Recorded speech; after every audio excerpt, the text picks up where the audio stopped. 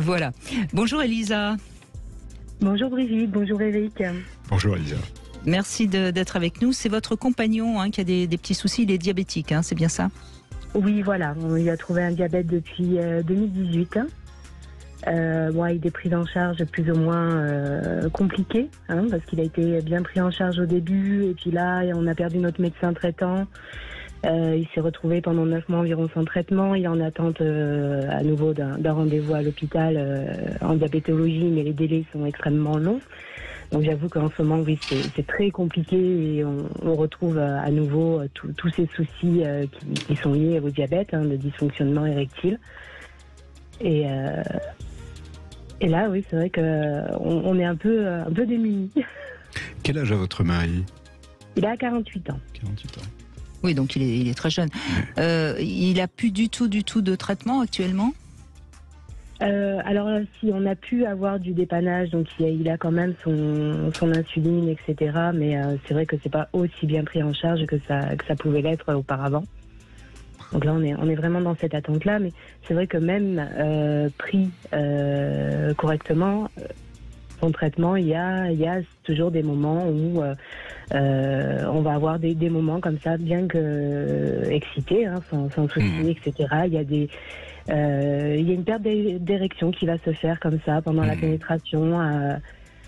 C'est aléatoire, puis c'est frustrant pour lui, et puis souvent on entre dans un cercle un peu vicieux comme ça où il va se sentir un peu faiblir, et puis ça va lui monter, ça va l'énerver. Ça va l'énerver contre lui. Et il va finir par éviter les rapports, après, par peur de l'échec, évidemment. Donc il est plus... Après, on est... c'est vrai que c'est frustrant pour lui, mais la chance qu'on a tous les deux, c'est qu'il a quand même... on a cette façon de faire l'amour quand même tous les deux, même s'il n'arrive pas à avoir son érection, juste passer du temps ensemble, se caresser. En tout cas, vous communiquez bien tous les deux. Oui, on essaye. Oui, non, mais c'est important pour lui et c'est important pour vous, bien sûr. Oui. Dans quelle région habitez-vous? On est dans le sud-ouest. D'accord. Oui, alors il y a deux choses. Je ne vais rien vous apprendre. La première chose, c'est effectivement sécuriser la prise en charge médicale du diabète. Nous vivons un temps un peu bizarre. On ne s'attendait pas à ce qu'un jour il soit difficile à un patient sous insuline d'être pris en charge par le système de santé. Nous en sommes là. Je me retrouve dans un cas, je me retrouve dans un cas où personne ne veut lui faire d'ordonnance. Voilà, les médecins traitants ne veulent pas le recevoir parce qu'il n'est pas envoyé par l'hôpital. L'hôpital ne peut pas le recevoir en urgence, ne veut pas s'avancer à lui faire une ordonnance. Ouais. Parce que ça fait trop longtemps qu'ils l'ont pas vu.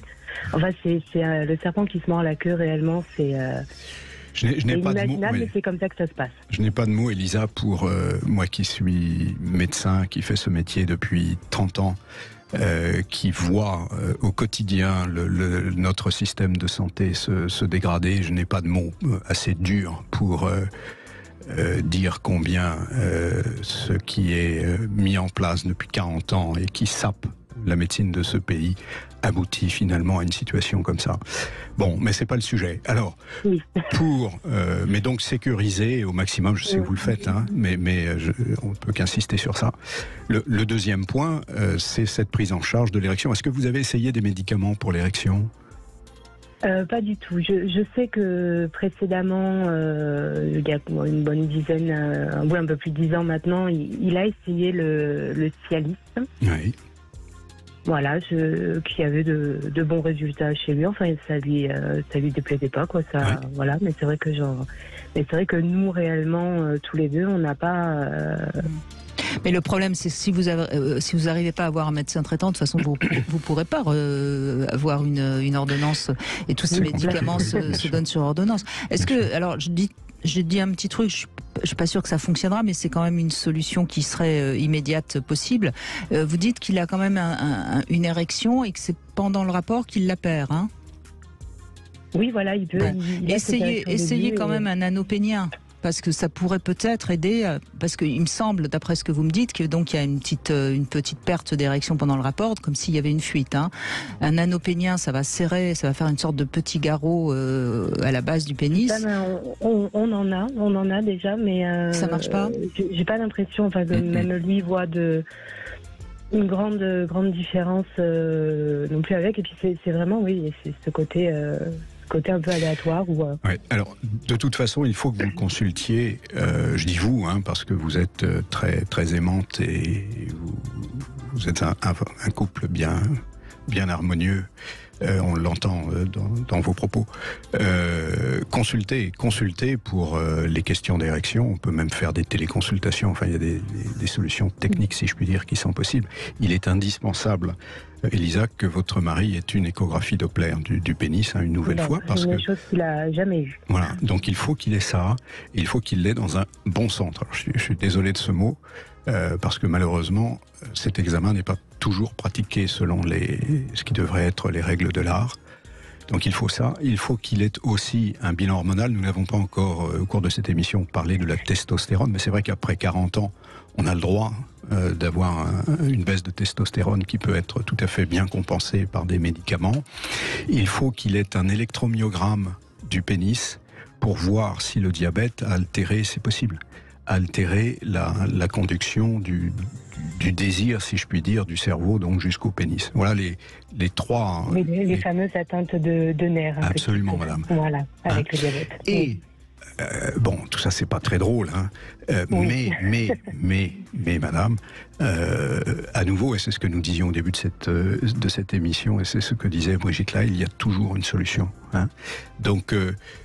Il faut rester guidé. La vie est pas facile. L'environnement peut être hostile. C'est comme les navigateurs sur un bateau. Hein. Il faut tenir compte de la météo, mais il faut pas oublier là où on va. Et là où on va pour vous, c'est retrouver les relations sexuelles que tous les deux vous souhaitez. Et à nouveau, il y aura une solution. Brigitte, nous avons 1 minute pour parler des implants. Bien sûr. Alors, il se peut que, je ne dis pas que c'est le cas, parce que sans avoir l'ensemble des examens, il y a peut-être d'autres solutions avant. Mais la mise en place d'un implant pénien, vous êtes un couple construit, stable, qui dialoguait, est une vraie solution. Il ne se pose en France que 800 implants par an. C'est incroyablement insatisfaisant et bas. En Allemagne, c'est 20 000. Aux États-Unis, je n'ai plus le chiffre en tête, mais c'est beaucoup plus, pour une population plus nombreuse, bien sûr. Mais il faut prendre ce conseil, il faut avoir cette consultation et que vous ayez en face de vous les cartes à jouer. Et en attendant, garder justement cette complicité érotique qui va vous permettre de maintenir un lien satisfaisant en attendant d'avoir enfin un vrai diagnostic et la solution adaptée au diagnostic qui sera fait. Oui. Tout à fait, mais vous savez... Je voulais vous demander juste, consulter, enfin tout ça, on s'adresse à qui en premier? C'est un urologue qu'il faut trouver? C'est très difficile. C'est une question très difficile. J'ai abordé cette question. Je ne trouve pas de médecin dans mon livre parce que c'est hélas trop fréquent. Le délai moyen des patients qui viennent me voir est de, j'ai plus en tête, mais j'ai fait la statistique, est de quelque chose comme 6 ans d'errance. Voilà. Ah oui. Ouais. Et malheureusement, et c'est pas du tout une manière de se vanter parce que je trouve que c'est glaçant. Il y a des patients qui viennent pratiquement de tous les continents, y compris des États-Unis et du Canada, parce que tout simplement dans nos sociétés occidentales, on ne considère pas la souffrance des couples.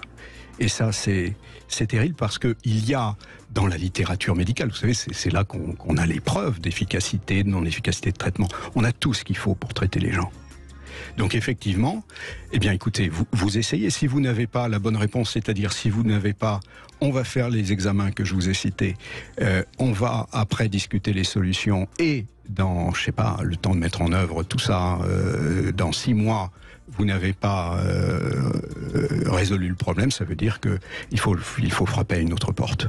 Il faut frapper à une autre porte. Bon, en tout cas, Elisa, vous avez compris, il y a une solution. Le chemin va peut-être pas être facile, il y a des obstacles à sauter, mais allez-y, voilà, j'ai foncez. Beaucoup d'informations désormais. Et vous avez une grande force, c'est d'être ensemble et de parler de tout ça, et votre appel en est le témoignage, et ça, c'est irremplaçable. Bon courage, Elisa, et merci de votre confiance. Merci infiniment.